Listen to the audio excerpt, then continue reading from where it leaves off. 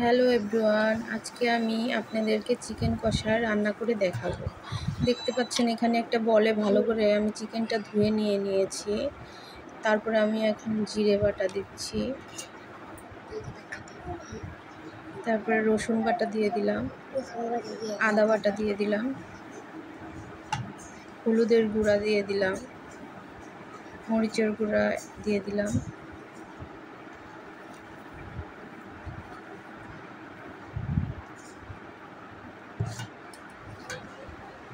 এখন আমি পেঁয়াজ কুচি দিয়ে দেব।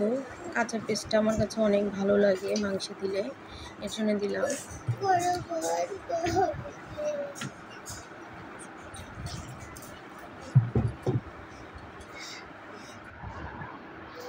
এখানে আমি লবণ অ্যাড করলাম, পরিমাণ মতন লবণটা দিয়ে দিলাম। এখন চিনি দিয়ে দিলাম, আমি পরিমাণ মতো চিনিটা দিয়ে দিলাম। এখন তেল দিলাম, পরিমাণ মতন তেল দিলাম।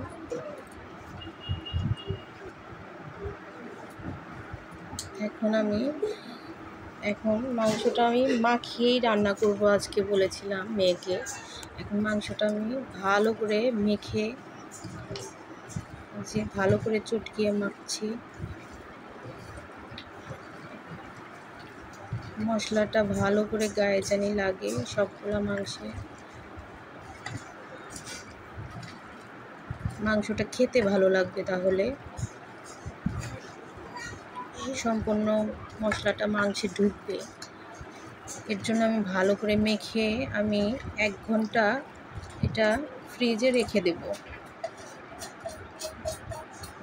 হলুদের গুঁড়া একটু বেঁচে গেছিলো, তাই দিয়ে দিলাম। এখানে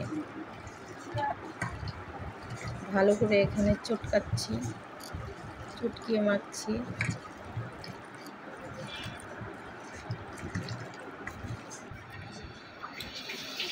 মাখাটা শেষ। এখন আমি এতে দিলাম সাদা এলাচ, কালো এলাচ আর তেজপাতা দিয়ে এখন আমি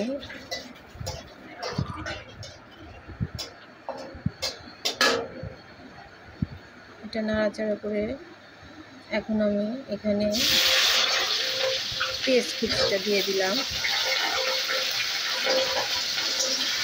পেঁয়াজ কুচিটা পরিমাণ মতন পেঁয়াজ কুচি দিয়ে দিলাম। এখন ভালো করে এটা নাড়াচাড়া করে ভালো করে লাল বাদামি একটা ব্রাউন কালার আসবে, দেখতে ভালো লাগবে। এর জন্য আর কি ভালো করে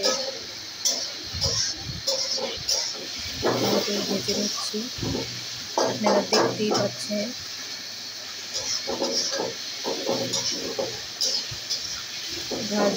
ভালো করে ভাজলে মাংসটা ভালো লাগে আর কি, এর জন্য ভালো করে ভাজছিলাম। ভাজা হয়ে গেছে। এখন আমি টমেটো দিয়ে দিলাম। টমেটোটা আসলে দেখতে আপনাদের একটু লাগবে খারাপ, মানে আমার ঘরে ছিল না টমেটো ফ্রিজে, এর জন্য ডিপের থেকে বের করে আমি ওটা রেখে দিচ্ছিলাম জলে। তারপরে সেটাই আর কি দিয়ে দিলাম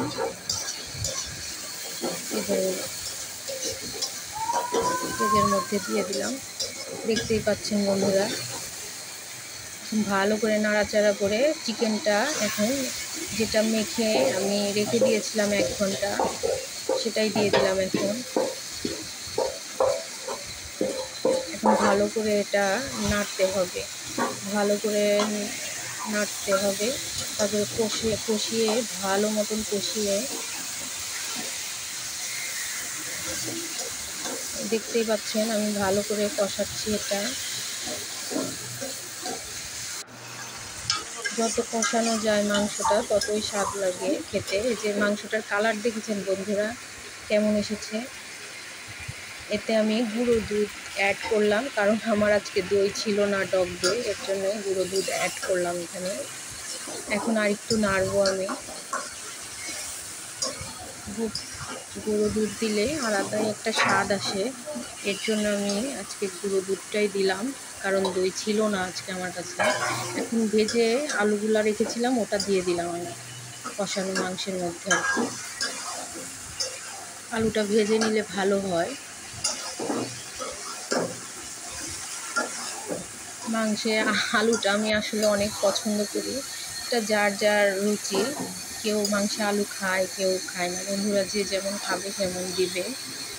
কষানো হয়ে গেছে মাংসটা, দেখতেই পাচ্ছেন কালারটা কত সুন্দর এসেছে। এই যে তেল ছেড়ে দিয়েছে, দেখছেন বন্ধুরা। এখন আমি জল অ্যাড করলাম এতে,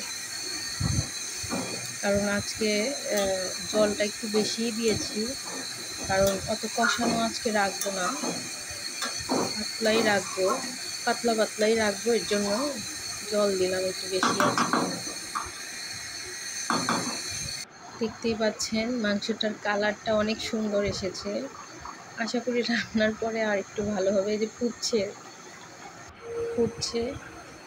দেখতে দেখতে আমাদের মাংসটা হয়েই গেল। এখন কাঁচা লঙ্কাগুলো আমি দিয়ে দিলাম, কারণ নামানোর আগে কাঁচা লঙ্কাটা দিলে ফ্লেভারটাও ভালো আসে, আমার কাছে ভালো লাগে আর কি, কাঁচা লঙ্কার ঝালটা আর কি, এর জন্য দিয়ে দিলাম। বন্ধুরা দেখতে পাচ্ছেন মাংসটা আমার হয়েও গেল। এখন আমি ঢেলে নিচ্ছি একটা বলে।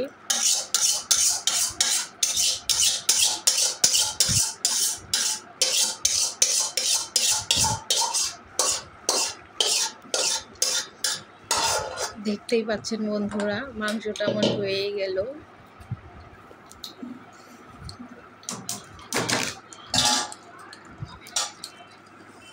তো বন্ধুরা মাংসটা আপনাদের কেমন লাগলো, এই চিকেনটা, তাহলে আপনারা কমেন্ট করে জানাবেন আমাকে। লাইক করুন, শেয়ার করুন, সাবস্ক্রাইব করুন। নমস্কার বন্ধুরা।